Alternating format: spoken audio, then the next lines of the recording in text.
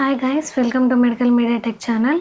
మనం ప్రీవియస్ వీడియోలో హిస్టోపాథాలజీలో ఎలా వర్క్ చేస్తాము, స్టెప్ బై స్టెప్ ఏంటి అని తెలుసుకున్నాం కదా. ఇప్పుడు హిస్టోపాథాలజీలో ఒక రియేజెంట్ మనము ప్రిపేర్ చేసుకొని యూజ్ చేయాల్సి ఉంటుంది. అది ఏం రియేజెంట్ అంటే ఎగ్ ఆల్బ్యూమిన్ అని చాలా ఇంపార్టెంట్.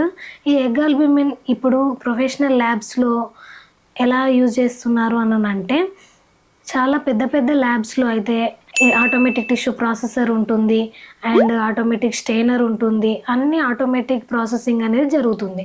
దాంట్లో జెలాటిన్ అనే ఒక పౌడర్ని యూజ్ చేస్తారు.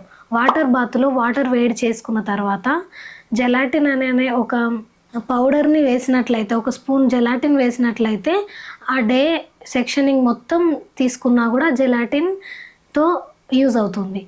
అంటే మనము ఈ ఎగ్ ఆల్బ్యూమిన్కి బదులు జెలాటిన్ అనేది